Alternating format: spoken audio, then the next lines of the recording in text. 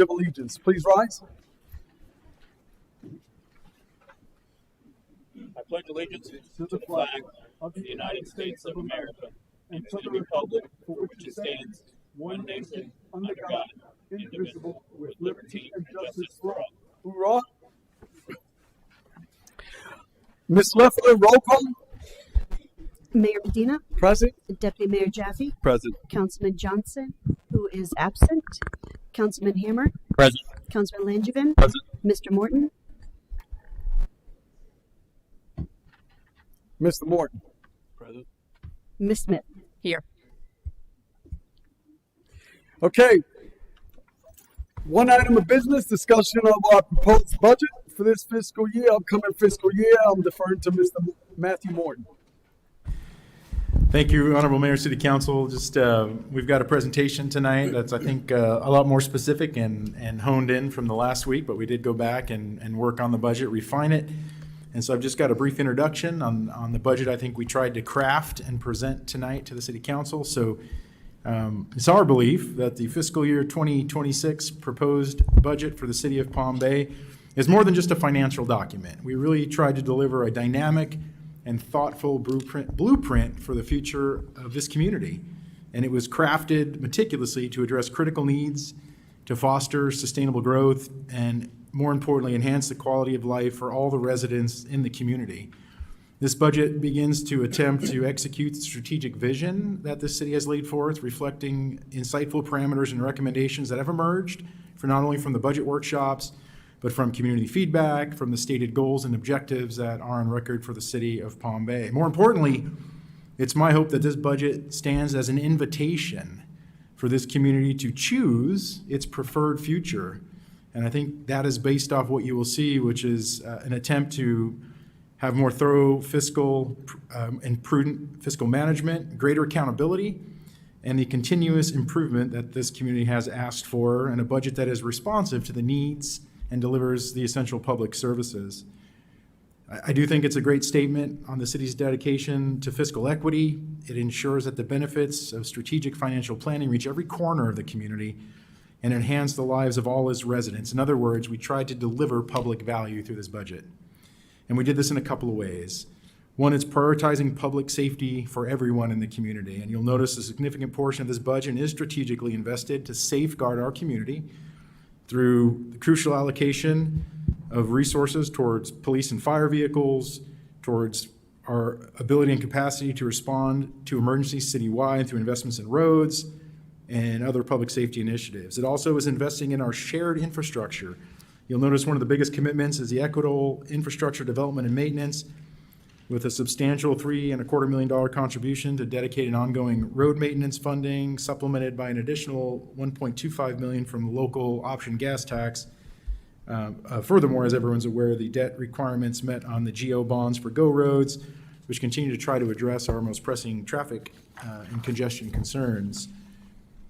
We try to present a budget that is fair and equitable in growth and development, and allocates and plans for the strategic current and future use of impact fees, which are meant to enhance our community to offset impacts of growth and development. We did focus on core services that affect the entire community. That's reflected in our Public Works Department, which accounts for a large share of the budgeted expenditures out of the general fund. But Public Works has the mandate to provide essential services to our citizens in a prompt, courteous, safe, efficient, and cost-effective manner while they plan to design, build, maintain, and operate public infrastructure in a manner that respects the environment and cultivates a genuine, transparent relationship with our citizens, our visitors, our stakeholders, our businesses, and of course addresses the concerns that council brings to us. Try to deliver a budget that shows overall fiscal prudence and also hits on the core key of controlling personnel growth, leaving no new FTEs, with the exception potentially of additions of police or fire in this budget, and a commitment to evaluate overall personnel services, which represent a large share of the general fund for next year.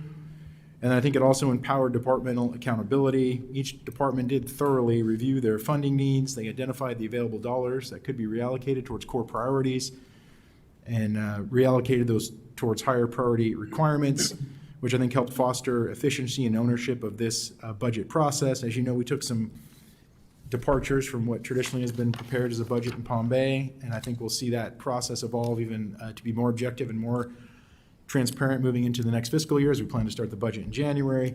But tonight, I just want to sort of set the stage. I think that's the notes that we tried to hit in delivering a budget to you and the community tonight. Good evening, Council. My name is Angelica Collins. I'm the Assistant Finance Director, and I oversee budget and capital and asset management. I have our team here tonight. We have Shane Bird, he's our budget analyst, Jessica Hinchman, she's our budget program administrator.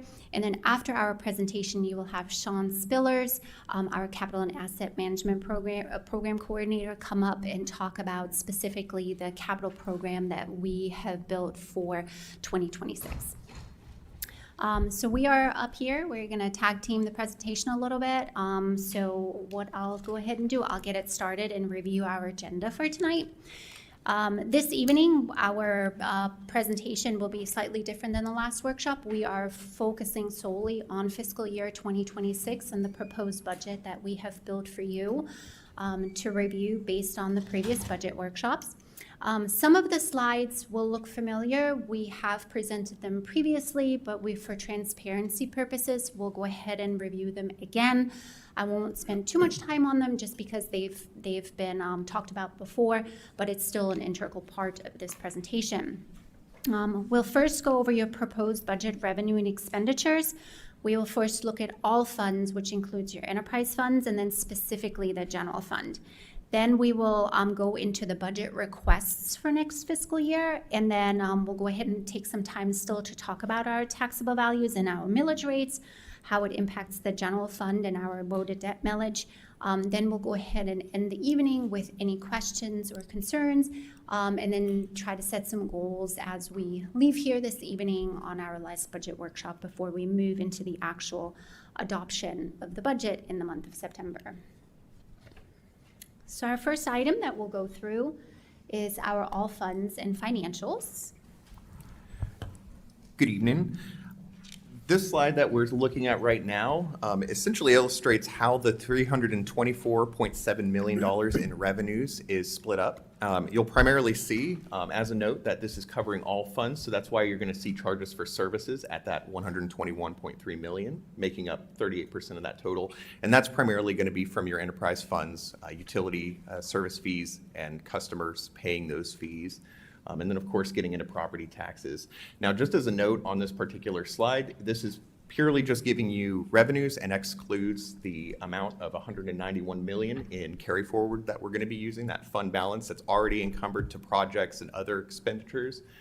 So this just is purely giving you that composition of revenue. And then as we get into this next slide, you'll see the kind of historic breakdown from FY24 to FY26 proposed, really just showing some of the changes, for example, in charges for services. You expect that to grow as your customer base grows, as development grows. So of course, we're going to see that increase. You'll see a modest increase in your utility taxes, kind of corresponding to that development and growth. A slight decline in licenses and permits, and that's primarily due to a slight decrease in development and growth in the city of Palm Bay, just a 5% reduction. And then lastly, your miscellaneous and one-time revenues are down by $9.9 million. So going into this next slide on declining one-time revenues, as y'all are aware, we had the American Rescue Plan Act dollars, or as it's often known as ARPA. We're actually at the end of the ARPA stimulus era, and this is just really highlighting some of those one-time revenues as they're decreasing going into FY26. And just to note, it's really just highlighting also that any future capital needs will be leaning on any of those recurring revenues and reserves that we have. Your next slide is essentially a 2 to 3 year historical look at the all funds revenues based on the types and descriptions that we take in. So you see a historical trend going back to fiscal year 2022 actuals, 23 actuals, and 24. We'll look a little bit at this year with our adopted amended budget, and then on the right column is your actual fiscal year 2026 proposed budget. So that is what is highlighted in the little orange brackets there. The difference between the all funds and the general fund is what Shane had mentioned, is that really in the all funds, charges for services is your highest revenue source at approximately 121.3 million out of the 515 million, because this is where primarily your utilities and stormwater fees are collected. So those user charges is where that information would be reflected. For transparency purposes, we did publish this, as this is also published in the proposed budget.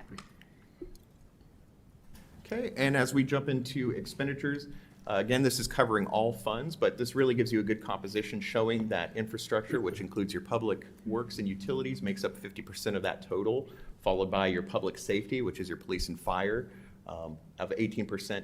And really, this just shows you overall in totality, what does those expenditures by functional category look like for the city of Palm Bay? For transparency purposes, the all funds expenditure side overall on the balancing will balance the revenues, because that is a statutory requirement, is that we do have to balance revenues to expenditures to the dollar. This is a two-page slide, two-pager, just because we do have several departments that are included on this that you won't see in general fund, primarily building utilities. They're primarily enterprise funds. And then with public works, you will see heavily their stormwater, solid waste is also included in that. So again, for transparency purposes, these are all your funds, all departments across all funds, meaning general. You will have enterprise funds, revenue funds, housing, all of that, grants funds that are included. So this is across all funds, a historical. Going to the second page, as you see, we have utilities coming in at the 115 million out of that 515. So that's where those user charges are heavily high up. But again, this is just showing you when it comes to the revenues and how all those revenues across all funds are divided amongst all departments that operate within the city. Looking at the expenditures from a different point of view, we go ahead and actually break them down by type. By type means that we report on personnel services, operating capital, we have debt service, any transfers or reserves that we use to balance those funds. This category, different than the general fund. Within the all funds, you will see capital contributions being the largest marker out of the totality of the 515 million. Where 174 million of that are towards capital projects. You won't see that so much in the general fund. This is primarily, you would see a lot of utilities projects. You have your geo bond road projects that are included, and stormwater projects. So across all funds, the capital side will be heavier than in the general fund.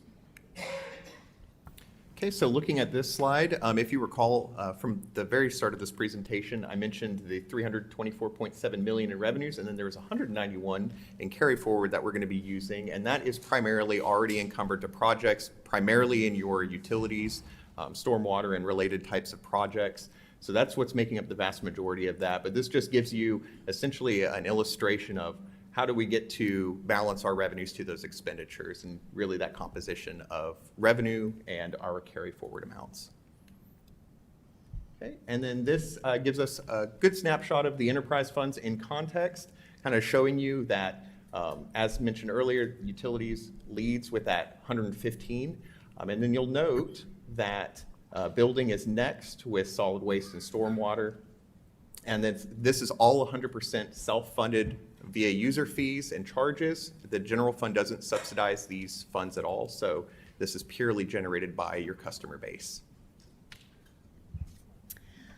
We'll go ahead and take a little bit of a higher level deep dive, I guess, looking at the enterprise funds expenditures. So we did want to break them down into your enterprise funds.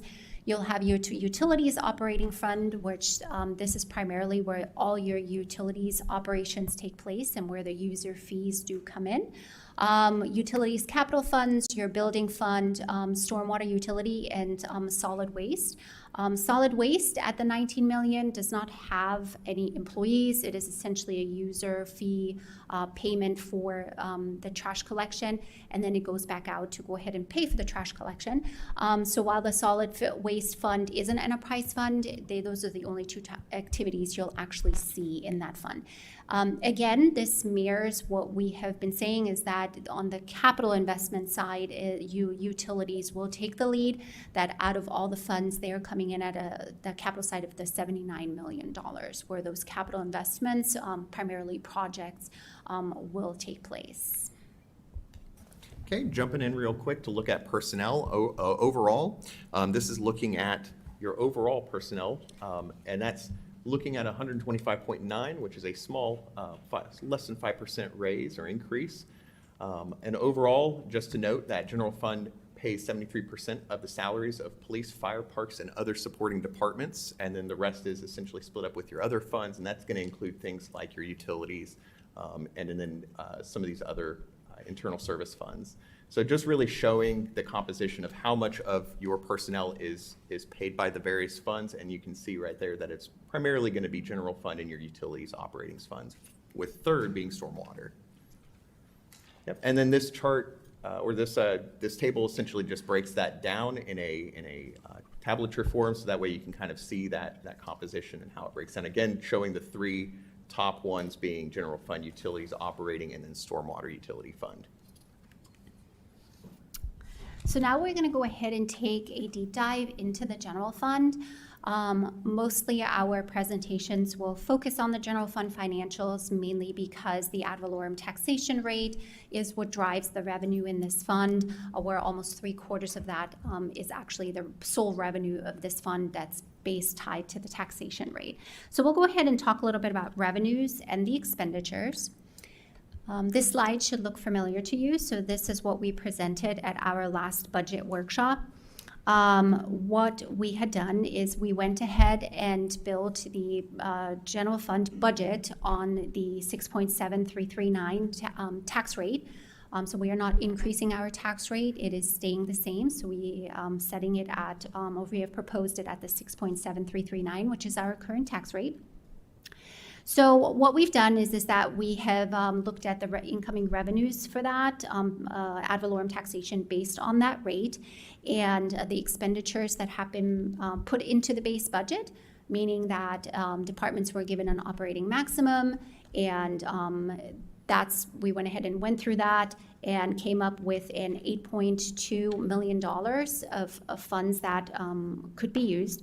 So of course, there's contractual increases, there are union contract increases to personnel, so that whole 8.2 isn't necessarily available just because we have additional debt service that has to be paid, but that is the calculation that we came up with. We've also had a plan of, again, we initially went to the 4-month reserve, but we had reverted back to the 2-month reserve, also including the stabilization fund of the 4.0%. That's usually the target that we have. That's the set aside. And what we're also planning on doing is setting aside an additional $2.5 million on top of the 2-month reserve. So that was those discussions that happened at the previous council meetings, that even though we were reverting back to the 2-month, we were setting aside additional funds to start beginning to increase that reserve to the desired in a future change.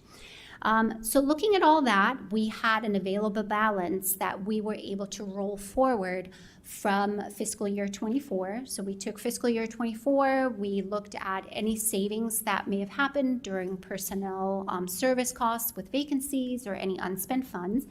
And so we added that together. So in total, we were able to set aside $15.5 million between new money revenue and any savings that we had. And we went through the list of requests that Jessica is going to talk about in a little bit. And we looked at what we were able to fund with that.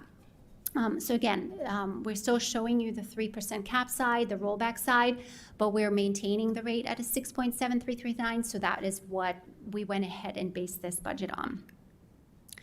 As I mentioned, is that even though we have 8.26 or 8.3 million in new revenue, that doesn't mean that all that money is available. So we first have to look at our personnel. We have union contract increases for fire and police, and I know NAGE is currently in negotiations. So we have to build all of that in, and of course our debt service. So if debt service would increase, then all that does have to be paid. So we found it important to provide you with the increases from the personnel side on what we actually had to include. So that tells you that even though we kind of start with that 8.3 million, those required increases from that personnel side really takes more than half of that new revenue that we already have to put towards required increases to pay for personnel. So for 26, our firefighters, so our IAFF rank and file and supervisors unit, within their contractual increases, are required to put a 10% increase per person. With FOP, between the officer, sergeant, and lieutenant units, it varies slightly. But we're looking anywhere between a 5 to an 8% increase for those employees. We have included a 5% cost of living increase for general employees, and Nage Blue are currently in negotiations, so you will see that come back more than likely sometime in the first quarter of the new year to make those adjustments, depending on what the outcome of those negotiations are. I always find it very important to disclose our pension contribution requirements. So every year our actuarial report comes out where it tells us our required contributions for the following year. So we'll provide you what we paid this year in fire and police contributions, which was roughly about 8.4 million, and our required contributions for 26 have increased by roughly about 2.6 million. So as the staffing increases, but also as their contractual salary requirement increase, you will continue to see that pension contribution requirement, and this is something that we have to pay. This is a non-negotiable item. So my projection is even though we are maybe not adding any FTEs this year, just mainly because of the contractual increases for their pay, I would still anticipate a significant increase for 27, even though we may not add any actual FTEs for 26 according to the proposed budget. Similar slide as when we were looking at the all funds revenue, but now we'll dive into the general fund. As I mentioned, this does look different, as in our primary source of revenues for the $155 million proposed budget in the general fund, where a little less than half would be from your property taxes, which would be the ad valorem taxation. So we are looking at about 67.3 million in property taxes or ad valorem taxation based on the 6.7339 rate of maintaining it close to this year. So that will be your primary source of revenue. We do still have charges for services that are collected, but your intergovernmental will generally be your second, along with your communication service tax. So those are those state shared revenues that we receive based on the calculations that come from the state. So between those, intergovernmental, communication service tax, and ad valorem taxation, that would be your primary source of revenue that comes from the state. One thing that you will see different in 26 for a proposed budget is the fund balance. You will see a fund balance of $20 million that we have built in. You won't see that in the current year's adopted budget because we've sort of changed that strategy. So as you see in 25, as we came into the fiscal year, you still saw a lot of requests come to council on frequent budget amendments, frequent asks. And what we are changing and planning with departments is actually focusing on planning for the future in order to reduce the continuous asks throughout the regular council meetings. So the plan is to reduce budget amendments and actually build in any types of needs that we may have, and we also have any projects and purchase orders that we, instead of rolling them, departments are actually required to plan for next year. Same method of budgeting, but instead of continuously amending the budget throughout the year, we're building in that fund balance and using those reserves to go ahead and already offset some of those requests that we may not be able to fund with new revenue, and then also those project and those open POs. So it just helps departments plan a little bit better, understand their budget a little bit better, and be a little bit more involved. When we look at the expenditure side, it's just that one pager. So on the expenditure side, it'll mirror very often what you will see probably for most municipalities and any taxing authorities, that your public safety departments will make up probably the largest portion in the general fund, which would be your police and fire. So out of the 155 million that we are proposing for next year, between fire and police, you're looking at about $85 million. And that would include their personnel operating and if any capital was actually included. So this is what the makeup would be for those particular departments. A lot of people ask what general government is. So general government will actually include any debt service that the general fund has to pay, and you'll see that in the next slide. Or you will have things like the liability and property insurance that the general fund essentially has to pay. Any fleet service charges, so anything that impacts more than one department. So for example, our fleet service charges that go to the fleet fund to pay for maintenance and for fuel impact fire, police, maybe growth management if they have a vehicle. So it impacts more than one department. So instead of breaking those out, they're lumped in the general fund department, general government department. The next slide again breaks it down by type. So this is a great slide to look at. So again, we're looking at the 155 million of total proposed for fiscal year 26.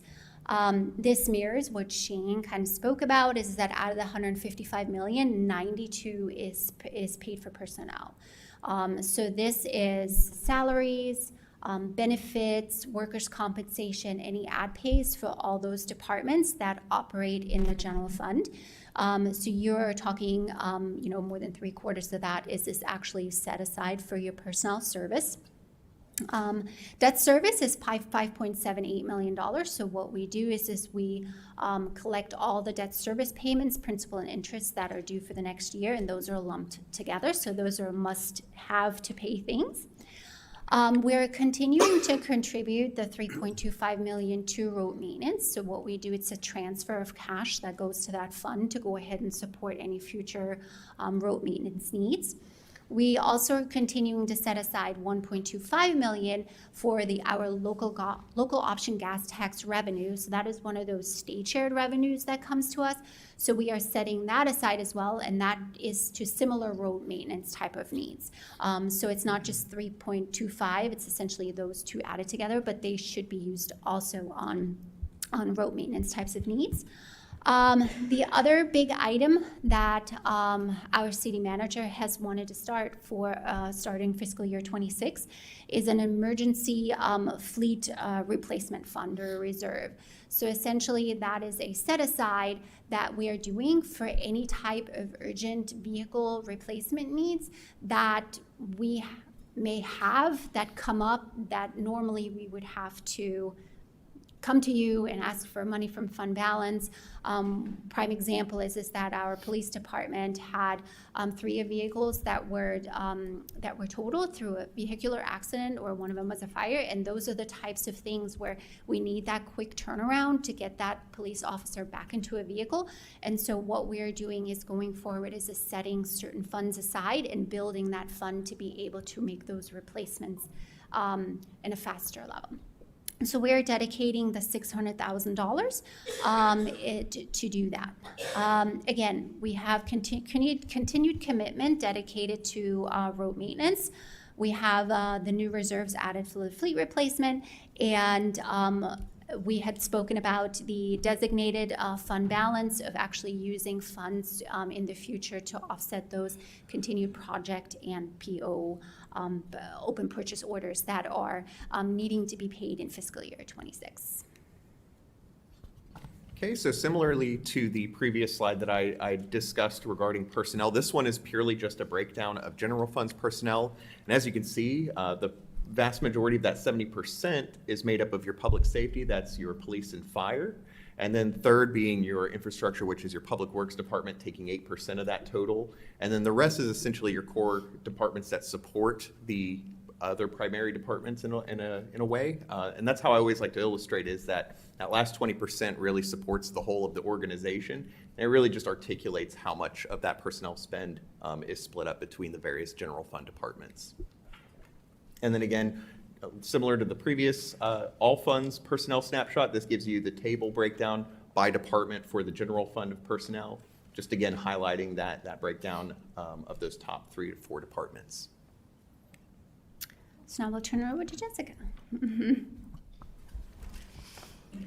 So one of my goals when coming into this position was, when we went to talk about the budget, I wanted to be able to present it in a new way for citizens to be able to understand it in a relatable sense. So this year, for the FY26 budget, we put forward a budget for a shared future. And it really started with the feedback from council on what you wanted to see in terms of improvements for the roads, capital planning, and public safety. But when we thought about that and we put together this budget, the real focus was on building a desirable community and taking pride in our community. And so the budget requests that you see here encompass all of the departments and improving those services. But we want to explain it in a way to where you feel the budget. It's more than just numbers on a page. And you see the budget in the time that you're spending less in traffic because we are investing in road improvements. You see the budget because you're celebrating your family milestones at our parks and our facilities because we've made investments into those spaces. And you're not going to a neighboring community for those types of events. And you see it in improved response times because we're making that capital investment for additional fire trucks and police vehicles and additional fire stations and police stations all throughout the community. So this year, the overall goal was a budget for a shared future, and the cover encompasses all 16 departments because together, all 16 departments make that impact in our community. So when talking about the overall budget, this year we wanted to present it from the mindset of home repairs. We all do home repairs, and we do it not only because of necessity, but because we're improving our homes and our quality of life. So in the general fund, the improvements that you're going to see is a little over 15 million across. The biggest portion is towards fire because we are making that big impact with 4 fire trucks. So they're about 37% of the budget. And then we also have a significant improvement this year through city manager's request. And so you'll see that in the next slide of we're trying to plan better and we're trying to not go back to the well during the year. So we are setting aside some contingencies. Overall, capital outlay is about 50% of the general fund budget this year. A quarter of it is part of those contingencies. Angelica talked about the reserves. That's going to be your fleet sinking fund. And then we have 21% towards operating. And there's just one capital project within the general fund, and that is for the police department. And we'll talk about that in just a few minutes. So in the mindset of home repairs, you have to plan and you have to set aside, but you also have to have accountability for anything that you're doing and certain measurable achievements for those. So through the city manager's office, you do have a little over $4 million in requests that are in this proposed budget. That includes the fleet sinking fund. We're also setting aside $1 million towards public safety fund, which is towards land potentially for new fire stations and the new police headquarters. Building A take-back is a set-aside or a contingency for the trickle-down effect of the police department moving into Building B, and then some of those departments moving over to Building E, and Building A also having a domino effect of departments moving. So we're planning ahead. Whatever that domino effect is, we're setting aside funds now to be able to make those moves and not come back and ask for additional funds in next fiscal year. One thing we've also heard, I believe from Councilman Johnson and a few others, is accountability and an operational audit. We've never budgeted a line item for that every year. So moving forward, we do have a line item proposed in the city manager's office for an operational audit going forward. And then a big portion is contingencies for tariffs, emergency requests, and negotiations. We will always have emergency situations that come up. You see them come before council, but when they come up, we usually have to go to fund balance to be able to fund those. Our plan this year is to start with a contingency set aside that's already built into the budget. So we're not going back to that well. We're able to address it already within the money we have in the budget. So our roof repairs, there are protection, there are public safety. So for police and fire, they account for 52% of the general fund request this year. The largest portion is for fire because of the 4 fire trucks that are in the proposed budget. They also had a significant amount of requests related to their IAFF contract. In year 2, they have required uniforms in year. They have certain number per position, so there is a one-time ask for those to be able to get their stock up to provide that per the contract. On the police side, you do have a significant amount for turnover for replacement vehicles. Besides the 3 that they had that were totaled this year, there's an additional 21 replacements as well as a mower. And then there's also an inclusion for another Pterodyne Gurkha for their SWAT team. Their operating is a smaller amount. They only had contractual obligations for Axon, their body cameras and taser program. As they add those new FTEs, they have to expand that program, and that is an annual requirement of that contract. The one project that is in the general fund is the Building B hardening for the police department. So as they move over to Building B, they do have CGIS requirements and improvements that have to happen to that building. So that is the one project that you'll see in the general fund. So our next round of home improvements are our parks and facilities. They take care of all of our facilities and our hands-on items.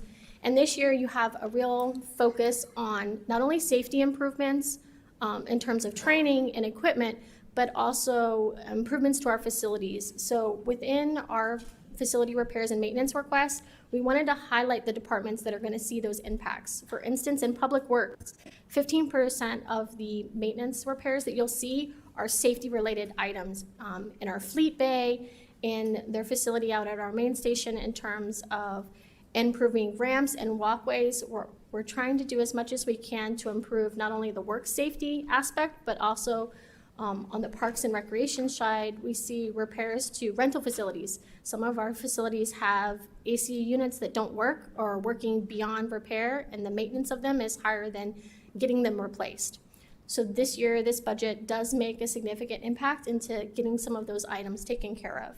You also have a few vehicle replacements for vehicles that are 20 years or older within parks and facilities.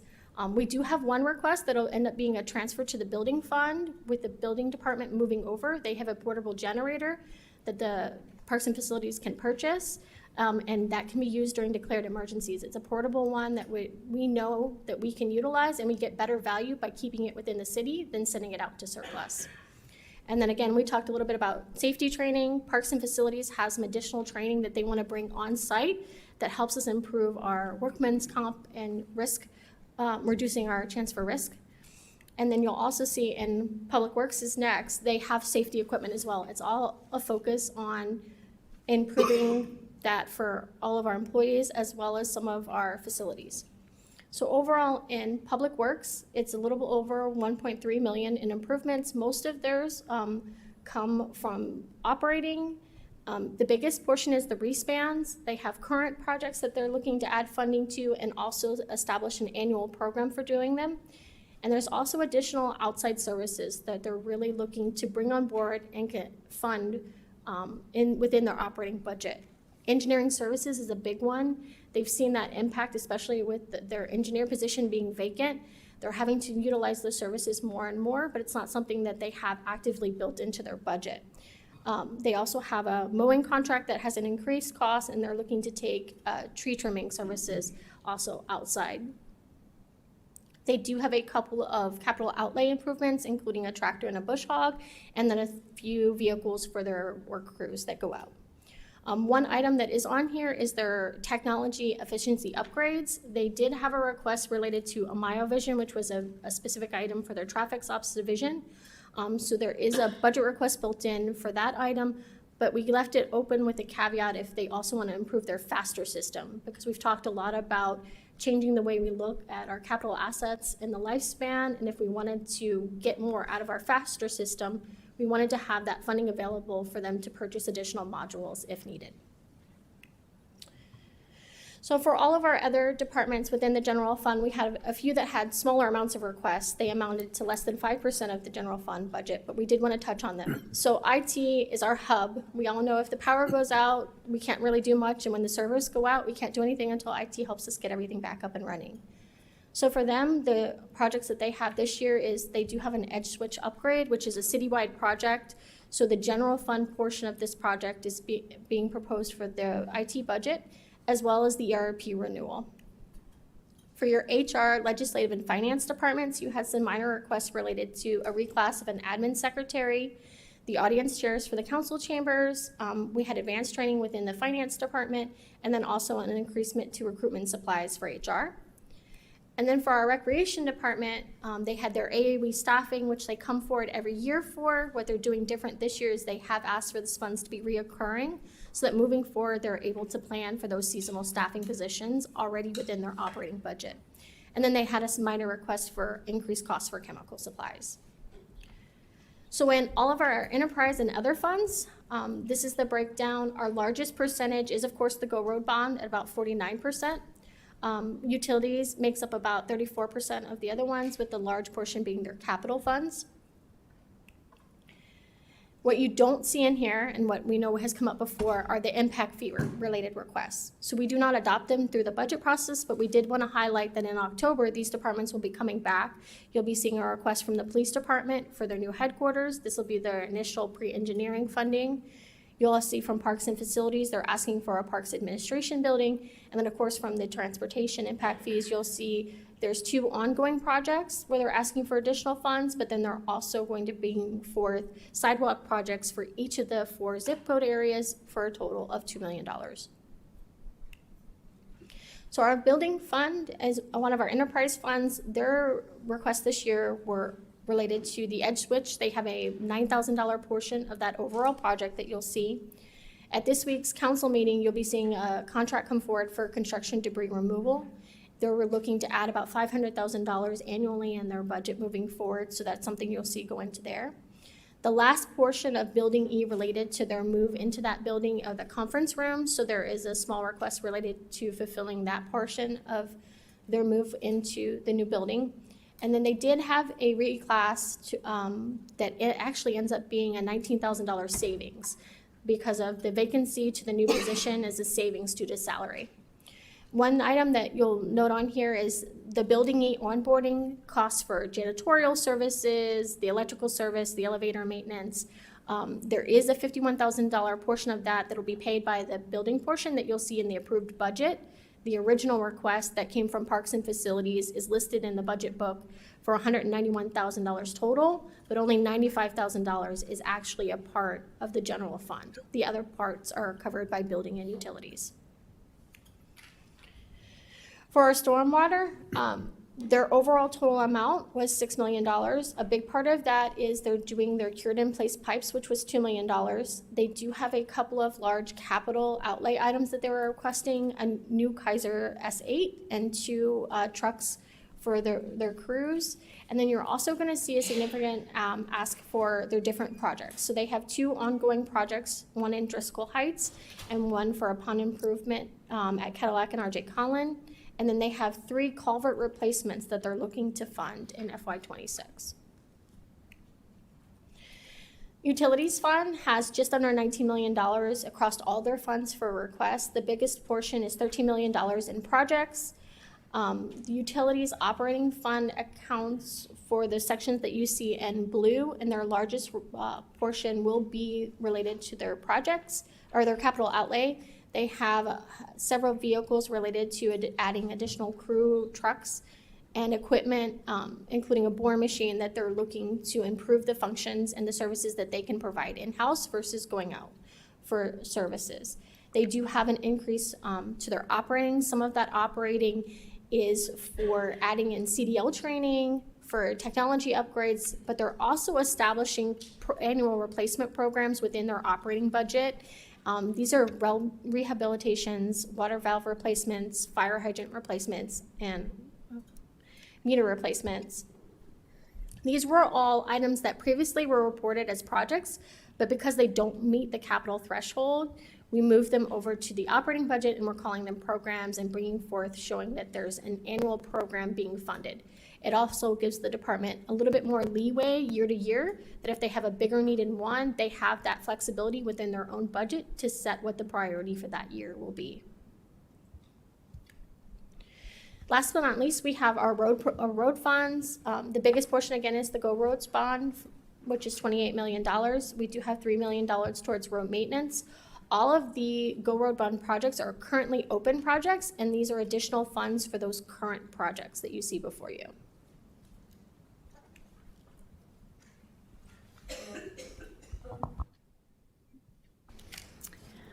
All right, so this will be sort of the last section that we'll go into.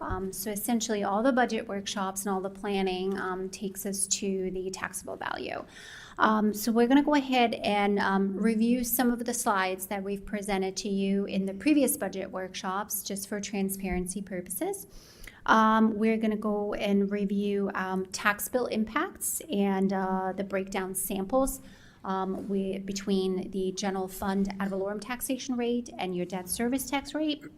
Again, we'll talk about the GO bond debt millage, and then we'll end it with the dollar split image, which I know Councilman Johnson always likes to see. So we like to include that in there. This slide should look familiar to you.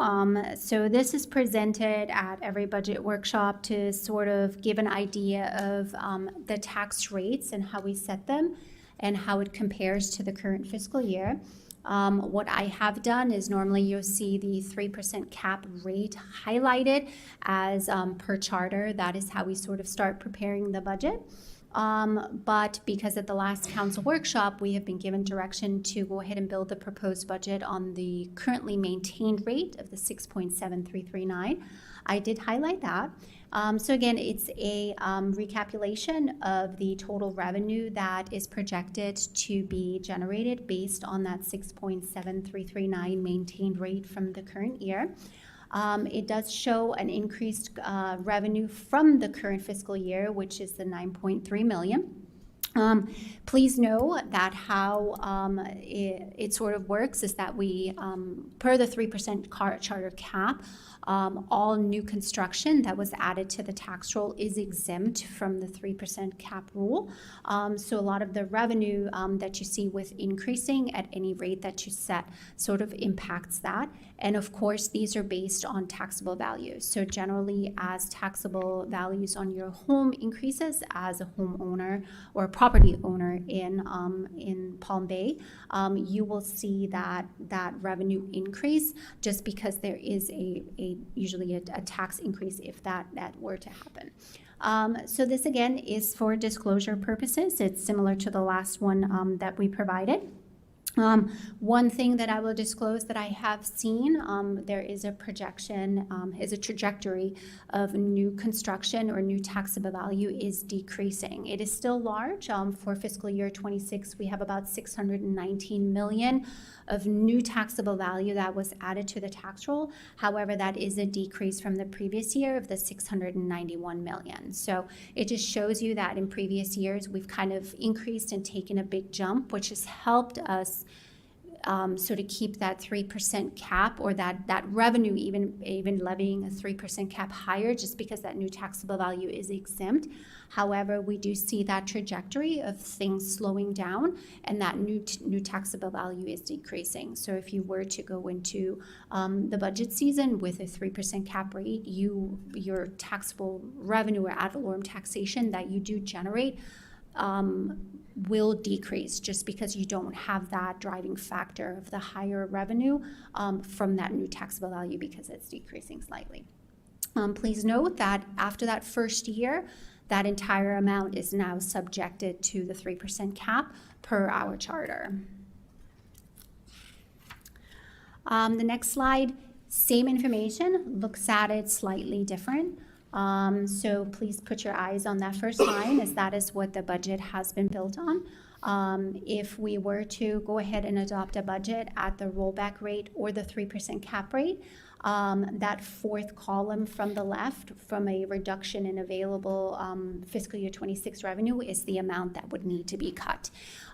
So if you were to go ahead and go into September deciding differently other than the 6.7339, then if you were to maintain a cap rate, for example, we would have to remove $3.6 million from the requests that Jessica just reviewed.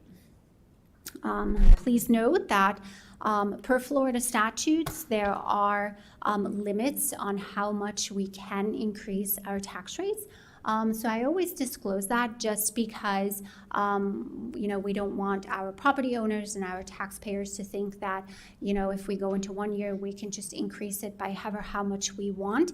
That is not how these calculations work. That actually, per Florida law, based on the previous year's adopted tax rate and how it's voted and how much values are, our taxable values in the county are, or in the city districts are, it sets a certain rate that we can essentially adopt based on the number of people that vote that sit on the dais.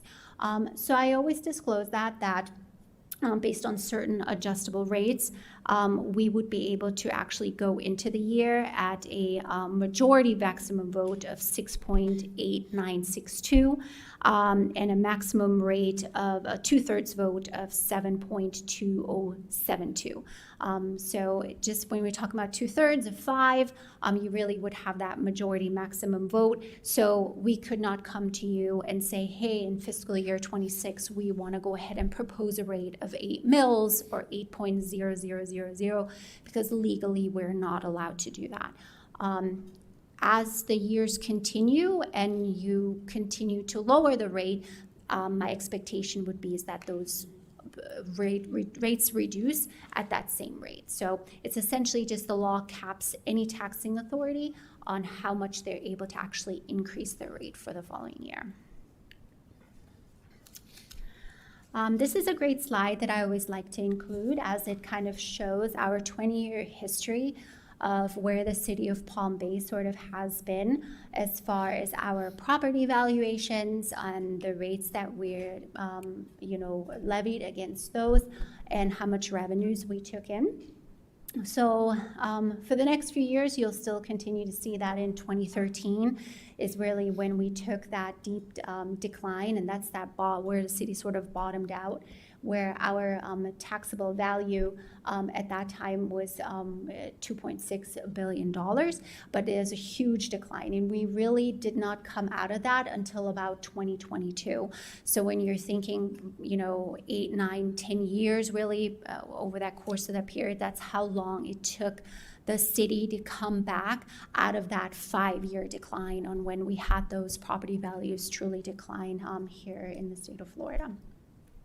I also started including in 2016 sort of the rates that we're setting. The line in the gray will either be your proposed or your adopted budget. The line in the orange color is your 3% cap, which didn't go into effect until 2018, but I sort of showed the 2 years prior. And then the line in the yellow will actually be your rollback rate. This is the official first year in fiscal year 26, where your 3% cap is below the rollback. I've seen it coming for some time. I wasn't expecting it to be in 26, however, because the CRA is no longer active, and that was sort of our buffer, that we had the BCRA, which was part of our taxation, but we really had to send money there. So that was sort of that buffer, that safeguard that sort of allowed us to still kind of stay afloat. However, that has sunsetted and we're no longer able to use that as a buffer. So after I spoke with the Department of Revenue in the state, they made adjustments to the form. And that is what officially drove the 3% cap below the rollback rate. Again, I went ahead and kept the 6.7339, showing that we did we're not proposing to increase the rate, that we're simply maintaining as the current year that we've adopted. Again, tax bill impact. This is just for informational purposes. I bring this to you at every workshop. I did adjust the property valuations based on Councilman Johnson's suggestion at the last workshop, so we did kind of increase that to $300,000. So this kind of just gives an idea of what an annual cost for the City of Palm Bay's portion of the tax bill would look like based on property valuations amount. Please note that it is on the taxable non-school amount that is assessed. So if your home is worth $500,000 hypothetically, or $400,000, you're not taxed on that entire amount. It's really after all those exemptions and our Save Your Homes and all of that is applied, that is what you're taxed on. So sort of falls into various sort of lines as where that could be. So it's really just for informational purposes to show what the annual cost variance would be. And then also in the bottom section, the impact that those changes to a tax bill have as a totality to the city. This is a great slide. This was presented to you at the last budget workshop, and I kind of just took it, cleaned it up a little bit, and combined some things. But it's just essentially, how does the millage rate impact your annual property tax bill and the city of Palm Bay? So remember, your entire tax bill is not does not come to the city of Palm Bay. It's really roughly maybe about a third or so. It depends on the actual property valuation. So it's a comparison from this year to the proposed next year. So let's look at a taxable value home of the $300,000, where in the current year, we do have two tax rates. So we have our regular ad valorem general fund taxation rates, and then we have a debt levy, which is for the 3 GO bond draws that were voter approved that we took out. So when we're looking at the current year for a home, hypothetically for a taxable value at the 6.7339 and a tax debt levy rate of 1.1210, you are looking at a total tax impact of roughly about $2,350. So that would be the taxable portion to the city of Palm Bay. Now, in the state of Florida, we have a great thing called that Save Your Homes. So Save Your Homes is a sort of that tax exemption, or it's applied to your property values, meaning that your property values cannot increase more than 3% of what you're taxed on. So essentially, the state, a homeowner, a property owner, already has a 3% safeguard, and we're just adding an additional cap on top of that. So taxable value in this case is a little bit less than 3% increase. So let's say that taxable values, no matter how much your home is increasing in value, your taxable value is only increasing roughly about that $6,000, right? So your total value of your home may increase by 10, but remember, you're not taxed on all of that. You're only taxed on what that taxable value actually is. So we're going to go ahead and carry that 6.7339 rate, apply that to the new value, and based on that, the total tax bill impact on an annual basis would be $42.71. So that would be on the new hypothetical valuation increase of your home, maintaining the rate, we're looking at $42 a year. Now, we do have a debt levy tax. The nice thing about the debt levy taxes is that all three bonds draws are now encumbered under that debt levy. So as your taxable value in the city increases and you're adding more homes, you're adding more property, commercial, all of that, and your principal and interest payments aren't increasing anymore because you've already done the draws, so we're not adding more debt, that rate will continue to go down, right? Because we have to cover in totality 10 million, and if you're spreading 10 million out over more people, people are paying less on an annual basis. So the new rate for next year is calculated at the 0.9993. That is a set rate because we truly just look at the total valuation and what we have to generate in order to pay that principal and interest payment. So property tax bills on that end, for in this scenario, while taxable value on your home is going up, your bill portion is actually decreasing. So on that side, the expected or anticipated reduction on that tax bill is $30.17. So when you're looking at the net impact of one increasing by $42 and the other going down by 30, you're looking at a total tax revenue the city is generating of $12.54 a year. So it's a little more than a dollar a month. So again, this talks about our Save Your Homes. Save Our Homes, Save Your Homes. A lot of property owners may not be aware of that, but that is really that additional homestead exemption that is added to for the property owners, commercial or residential. On the bottom, we look at, again, that variance. This is what I just spoke about in the previous slide, that we are maintaining our current rate of the 6.7339. We are generating roughly about $2 million. And if we were to revert to the 3% cap, we would have to cut roughly about $3.7 million in projected revenue, meaning that on those requests Jessica did talk about, there will have to be reductions on that side. Another slide that I frequently add is tax bill breakdown. This is just to make our community and our property owners aware that your tax bill has a lot on it. So out of that tax bill, it varies for everyone, but roughly about a third goes to the city of Palm Bay, and everything else does go to other entities. So you do have Brevard County that taxes on multiple types of levies. You have the school board that taxes, and those all do not come to the city of Palm Bay. So we just put that out there so that way our community is aware that when they do receive the tax bill and they see that bottom total amount, that is not all Palm Bay revenue that is generated. It does go to various entities that are taxed separately, and we have no control over those.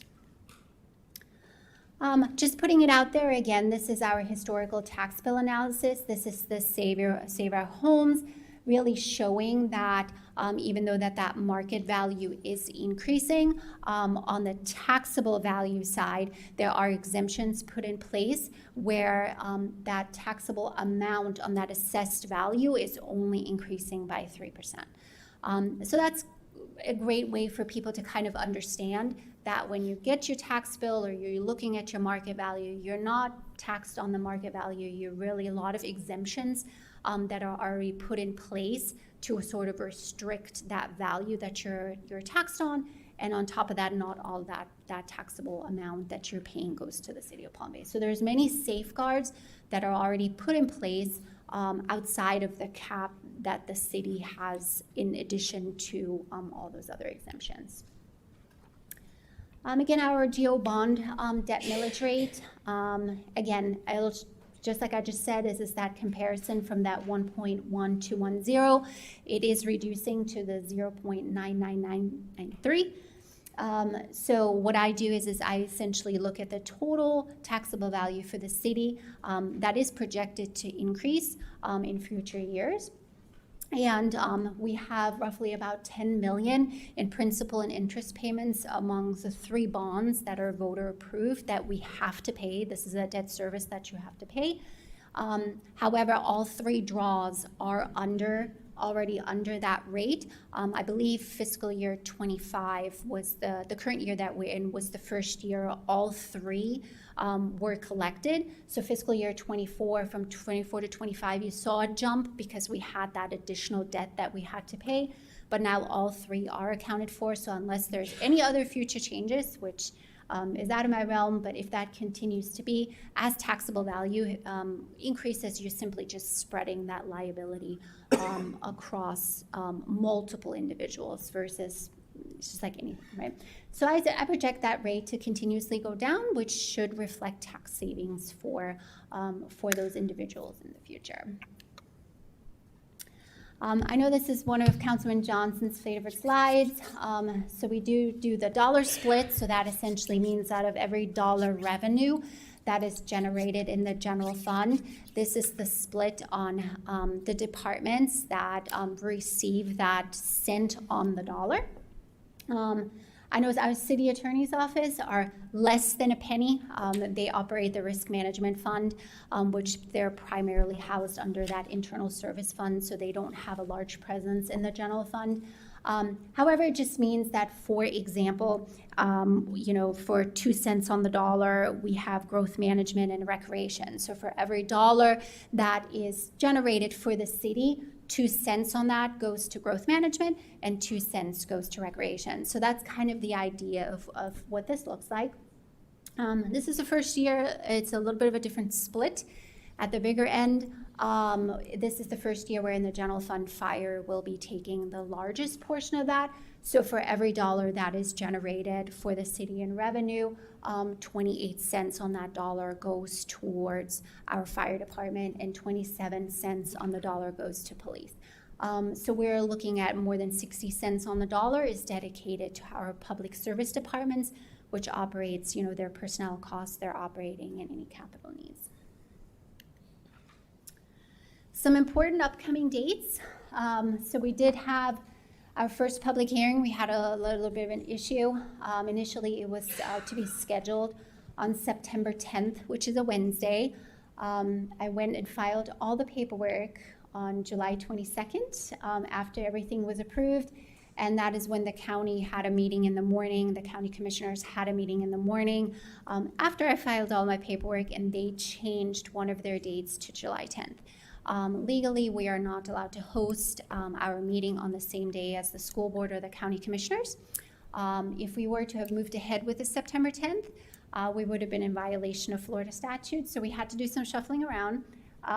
Monday, September 8th was the only availability between the entire week's calendar, staying within statutes and coordinating with our city council.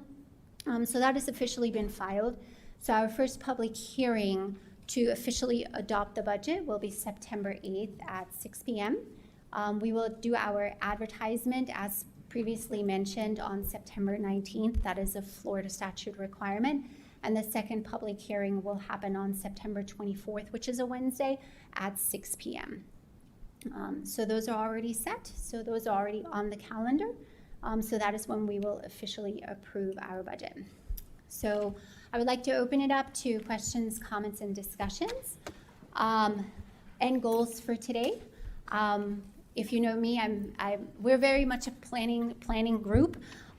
We've spent a lot of time and dedication over the last 8 months working with departments, working with several city managers. I feel like we've put together a great product with a lot of help with my amazing team, which I would not be here without them, with all the department heads and with your help.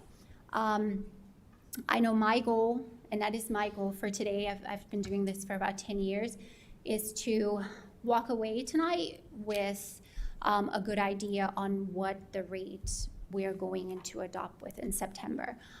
Mainly because it's becomes a statutory item. Once we kind of go into the public hearing and the adoption process, we want to feel confident going into those hearing dates and knowing what our proposed budget looks like.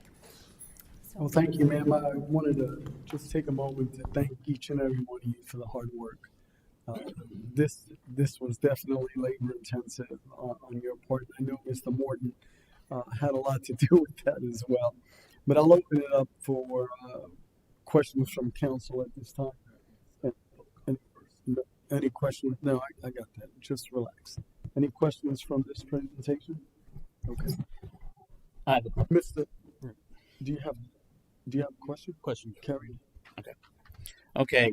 First one, if we do follow the cap, what do you suspect will be taken out?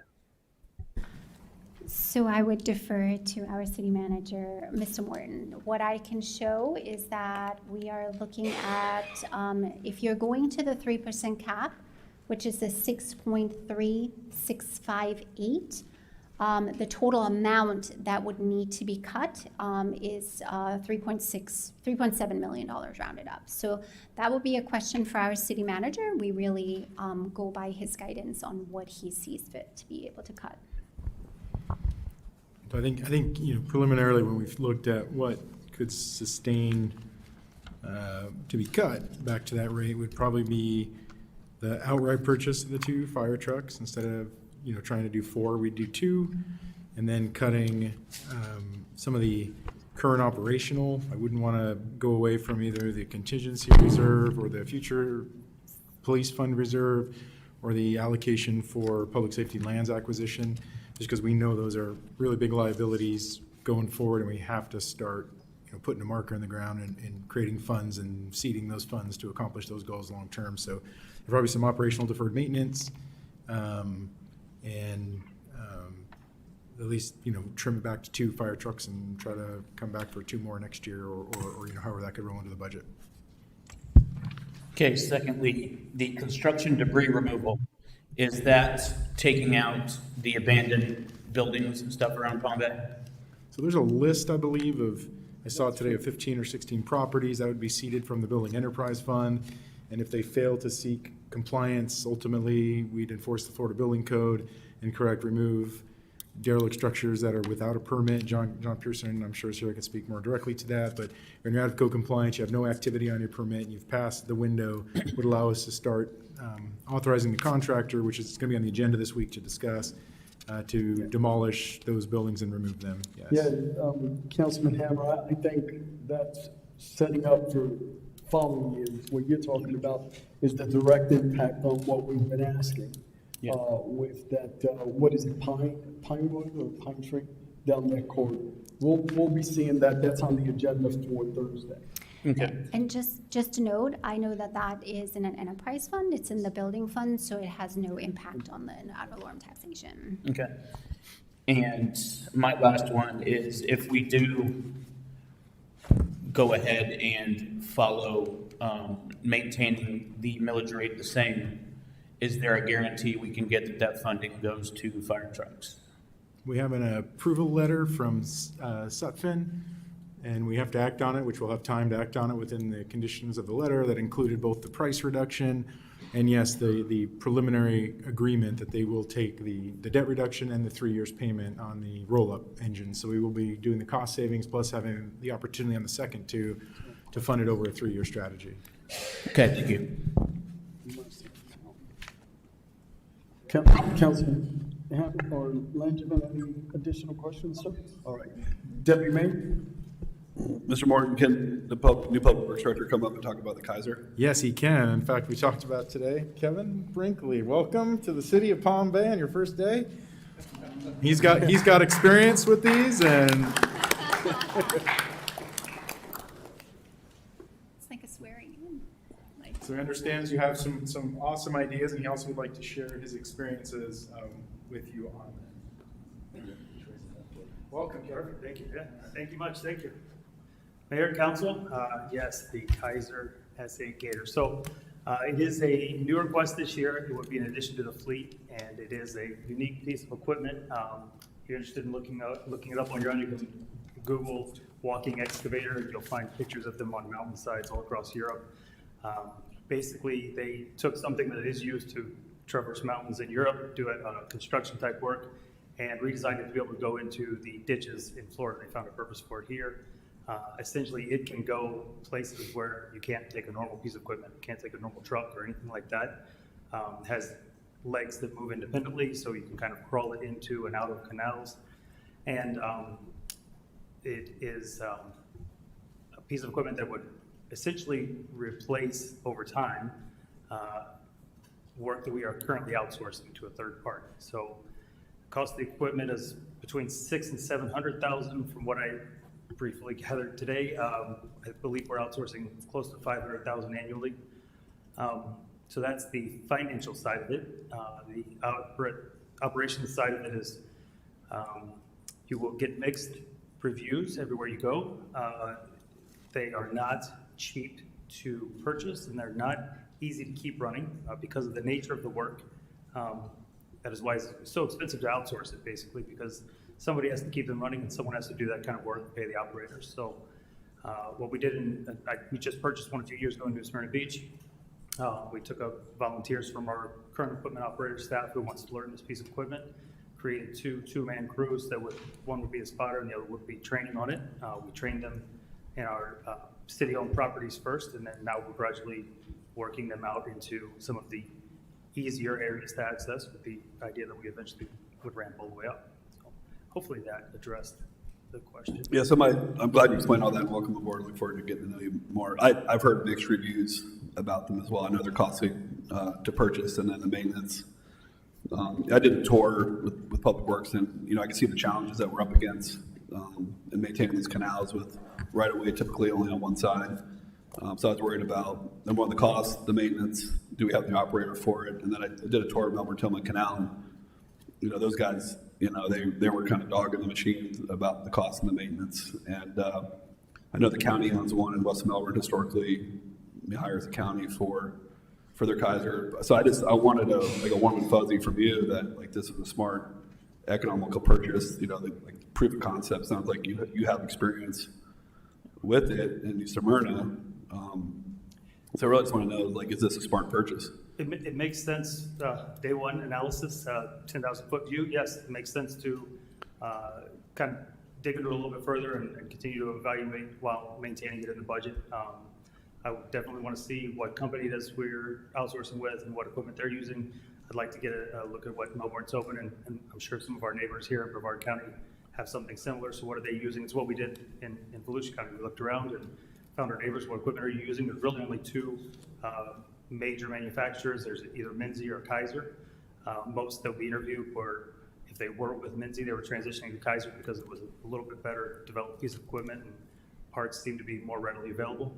But this is, you know, a large moving apparatus. You know, look at a fire truck or anything like that. They're, with all the moving parts and expensive parts, everyone's going to complain to keep them running. But one of the first questions I asked was, well, who's currently doing the job and how much are we paying? And so we're currently paying a pretty sizable amount. You know, what 1 year's worth of that contract would be the purchase price of the vehicle. So over time, I think it would be fairly easy to get break even. I'm sure you won't be able to answer this now, but it's like, how much are we paying the subcontractor for how many miles? Yep. And how many miles can we self-perform? I know you probably don't know the answer right now. Is there a way that you, with council's consensus, like earmark it, have it approved in the budget, but bring back proof of concept and analysis for us to authorize the purchase at that time? Mr. Morton? I'm trying to get my mic on, yes, sir. So yeah, Deputy Mayor, you know, you've really given us some great insights in this budget and some recent financial transactions we appreciate. And from our conversation, I like that approach, and talked with the new director this morning that, yeah, if we could earmark it, definitely come back before the equipment's purchased. Let Mr. Brinkley dig into local experiential relevance based off the knowledge he also has in New Smyrna. Let's talk with our local partners. Proof of concept, proof of budget, proof of operations, and bring it back before we purchase the equipment. And I think, you know, leaving it for now, if we decide to yank it, wonderful. But to your point, yes, sir, I think we should bring back proof of concept just to make sure council and community is comfortable with the purchase. Cool, thank you. Thank you. Mr. Morton, slides 21. Just want to look at year over year, specifically fiscal year end estimates for its proposed budget related to information technology and community and economic development. Just your end estimates for IT is just shy of 7 million, and IT is pushing well north of 9 million. Just want to understand why the jump there, and the same thing with community economic development. What's the delta difference? You know, we've roughly increased our revenue, or projected revenue of 15%. And those expenses are north of 20 and 25%. So just trying to understand how we landed there. So maybe this is something that I can add. So like I mentioned, is that we've sort of changed how we did our budgeting for fiscal year 26 and adopting versus the previous year, where we included any unspent funds on projects and POs in the approved budget already. And so that is where you'll see when you're looking at the adopted budget for, let's say, IT, the 6.3 million versus the 9.2 adopted to the proposed. Because that will include any balances on any projects that they are carrying. So that has already been built into the budget. So that is why within your year-end estimates, you'll see that decline, right? So they have a 9.3 million of an amended budget because that for the current fiscal year, that includes all POs, projects, anything in a full budget, but they only plan on spending 6.9 million of that. So that variance of roughly 2.5 million is being carried forward in the proposed budget to pay for any balances on those projects and any open POs that still have to be All right, paid. that makes a lot So of that's sense. the concept. It was really a concept and attempt to true up and show the true cost of operations instead of, piecemealing it, so. Yeah. And the ERP system is your largest expense. Okay. And slide 22, I just really want to focus on the personnel expenses from just fiscal year 22 to like where we're at today. I know you're new, Mr. Morton, but since 2022, we're looking at a 40% increase in payroll, pension. Like to dive into that as you progress your career here in Palm Bay and figure out, do we have the right balance of everything and, without sacrificing quality life and services to our residents. And one thing, I just kind of caught tonight is I don't think we're doing enough for our road maintenance fund. I know not much can be done on that now, but I think we need to get uber aggressive on funding that in the future, in fiscal year 27 and the next budget season. That concludes my comments, Mayor. Thank you, and I think council and previous councils have been echoing your sentiments with increasing our road maintenance fund. So, Mr. Morton, you have additional presentation moving forward right now. Is Sean presenting the capital? Yeah, so unless we want to finish this section first, or if you want to Yes. see the capital, it's really up to how you want Yes, to structure yes, it. ma'am. I'd like to conclude everything, open up for public comments, and then have council discussion. Okay.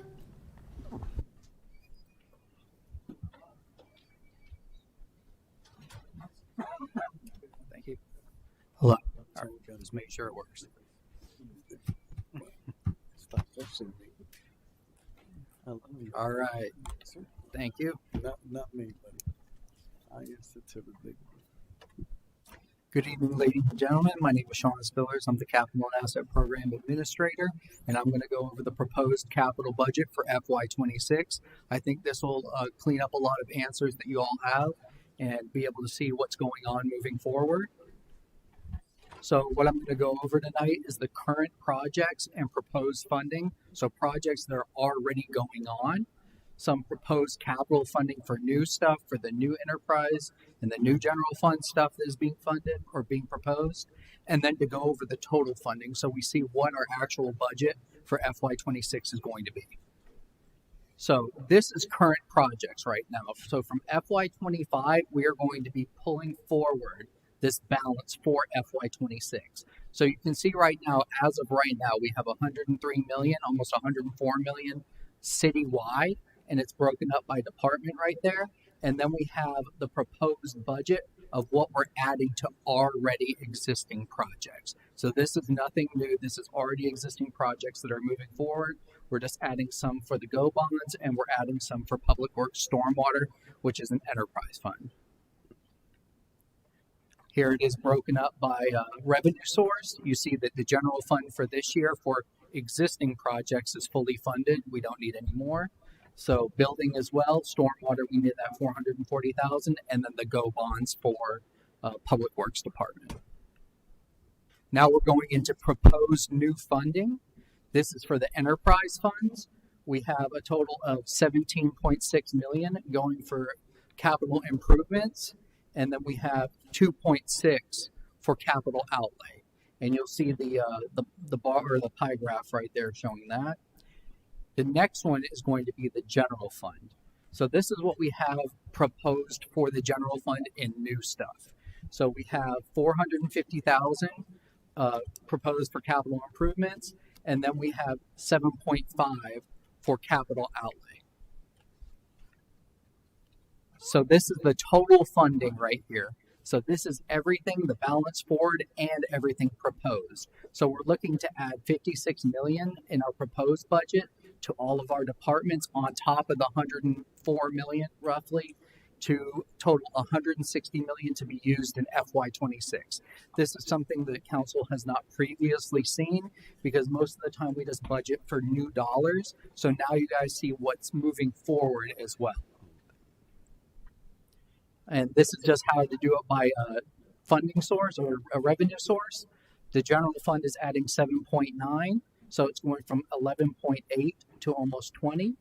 Buildings only adding 111. Stormwater is adding 5.8. Utilities is adding 14.7. And then, of course, the GO bonds is the largest amount. And over there, you'll see it broken down by revenue source. Utilities being the largest one, and that's going to be for FY26.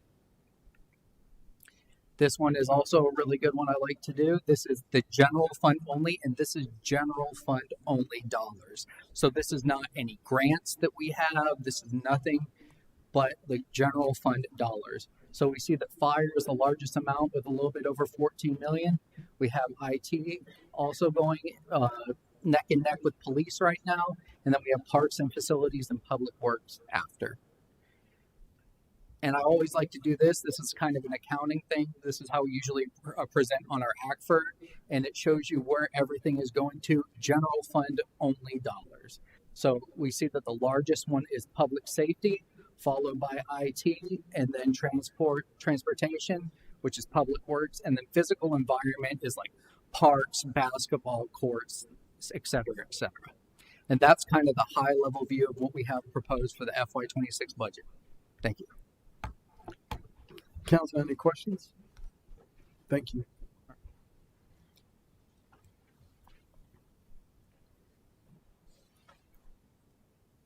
Mr. Morton, does that conclude the presentation?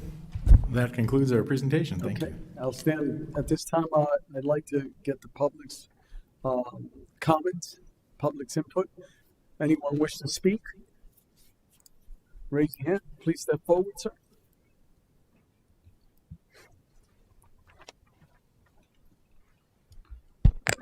Lance Fisher, Palm Bay, Florida.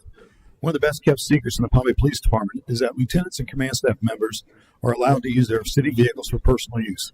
It's so coveted that for 3 union contracts over 9 years, FOP refused to change the ranks of majors to commanders just to avoid the potential scrutiny. They are authorized to drive their police vehicles through adjoining counties from Brevard.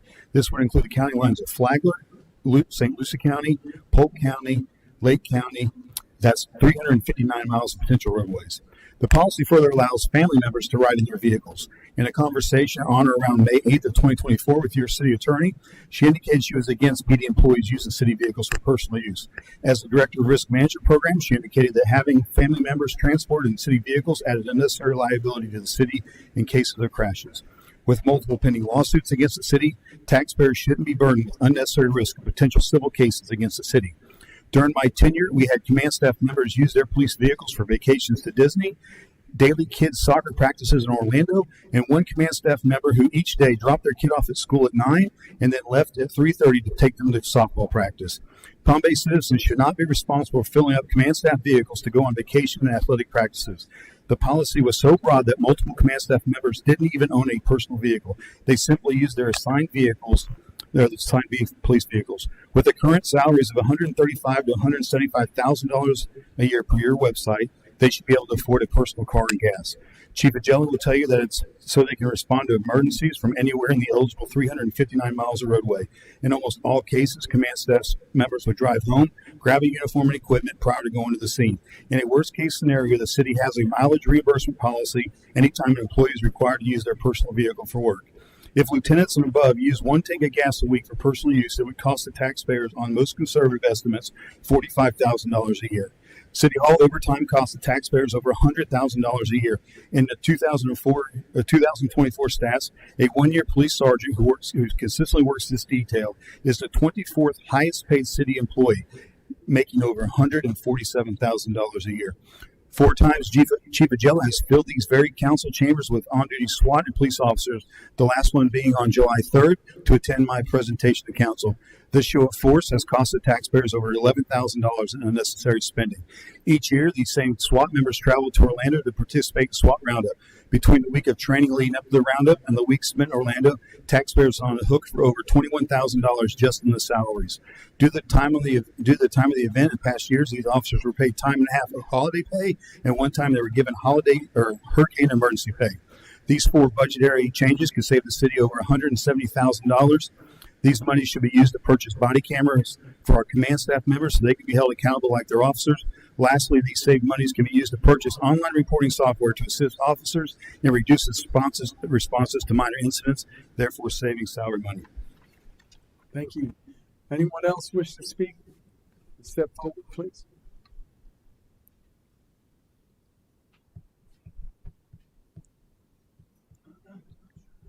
Bill Batten, 586 Ocean Spray Street, Southwest.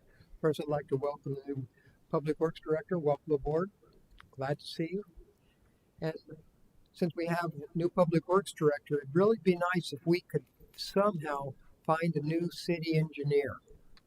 A city engineer, instead of having to pay outsource, we'd have our own instead of paying the people that say, here's my plans, look at my plans. We're paying their engineers to look at our own drawings. It doesn't make sense to me, so let's see if we can find a city engineer to coincide with our new Public Works Director. And you guys have a budget there. I'm looking at the size of that. It's a lot bigger than what I saw online. Thank you. Anyone else wish to speak? Okay, seeing none, council, now it's our discussion. Who would like to begin the discussion? Councilman Langevin? Sure, I don't have much. I'm at the same point I was at the last budget workshop. And, first I would like to start by just echoing everybody. I think our finance department did a great job. Mr. Morton, you did a great job. And all of the directors and the staff that had to participate in this budget process, you're doing a great job. So I like where we're going. And like I said previously, I think the best thing that we can do right now in the middle of the budget cycle is just keep millage rates the same. And allow our new city manager to do what needs to be done, and then come back next budget season and buckle down where we can. But I think it's been a great presentation, and that's all I have to say. Thank you. Councilman Hammer? Yes, I do want to say thank you for all your hard work and all your effort into this. It really is a lot. Myself, I would like to see the 3% be maintained. I would love to see that. But I'm on the backside of, we need fire trucks, and we have ISO rating of 10 in some places, and I can't sit well at night knowing that safety can be provided, and for $1, that's something I'm definitely going to have to think about when we come to September. And I would really like to see something come ahead to where we can maintain this and get everything that we need. But I am going to be for fire trucks. So that's as long, I need a guarantee it goes to fire trucks. I know a lot of times we do things throughout the year, and then at the end of the year, it's, hey, we need fire trucks. This is something that needs to be a priority. And for the next 3 years, I'm going to be on getting our millage rate down. Our city manager's been here for 2 months. Almost 3 months. He is over his head with everything that he's left with, and I truly want to see what he can do with this, and I would like to see the 3% be maintained, but I don't want to see fire trucks go away. Thank you, Deputy Mayor. Again, you guys did a phenomenal job tonight. I know you challenge you in the meetings. I challenge you a lot just over the course of the last few months. I think Mr. Morton's doing a fantastic job, and to all the directors that inputted their time and energy and their expertise into this process, and then making the sacrifices where you had to for the benefit of the whole city to get to where we're at today. I'm in support of maintaining the millage rate and seeing what staff and Mr. Morton could do throughout this year just to prepare us even better and stronger for fiscal year 2027. Well, thank you, Deputy Mayor. I'm going to start by just sharing with our new Public Works Director. You have been much coveted, young man. We have needed and wanted someone to lead our public works department, uh, and with your capacity. So, welcome aboard. Uh, we're grateful that you did come and you've been engaging even long before your start date. And as one of our constituents eloquently stated about an engineer, I think he's going to be pleased on the direction that this public works department is going in with your expertise. We're really grateful for all the time that you've already spent with our team, coming down even when we had a loss of life. Uh, that's built camaraderie and built a great team, sir. So I commend you for that thus far. Welcome aboard. My stance doesn't change. As most of you know, I stated I wanted to maintain because public safety is paramount, and to gather. And most of you know I've been speaking this way for years. I don't change, but most of you also know that I've been a big proponent of operational budgets. I've spoken about that for years. I called it a forensic audit. I've called it different names, but I also said an IG. And I got to tell you, a lot of the citizens were rah-rah and supportive of that. I understand that the decisions we make here today affect us not only next year, but years to come. And I say that because we've done a great job in bringing public safety to where it was. If you saw the graph that low of the property, there was a time we weren't getting any vehicles. There was a time we weren't having a public safety. Our response times were beyond the capacity, and we've ever moved that ever so slightly. And I want us to recognize, I was on a call, and in that call, we arrived before the ambulance, and we were able to apply first aid to a Vietnam War veteran that he wound up living through that episode, right? And it was just a matter of seconds, a matter of minutes. And could you imagine if that response would have even been more detained? His wife would have been a widow. That young man still lives today. I know he's not young, I realize that. But that experience to me put a whole different value on life and public safety. These individuals and our whole city team do it out of a passion because no one is getting paid. I'm sure a lot of our staff can go make more money somewhere else in the private sector. So I am definitely for maintaining so that we can increase our public safety, Deputy Mayor. So I think that's enough. You have 4 individuals on the dais that are putting their value. I will stress with what Councilman Hammer said. He wants that guaranteed. I know you said you had a letter of intent for that price. Nothing can go wrong with trying to get those fire trucks and serve those men. Is that enough for you? So this budget workshop is now adjourned.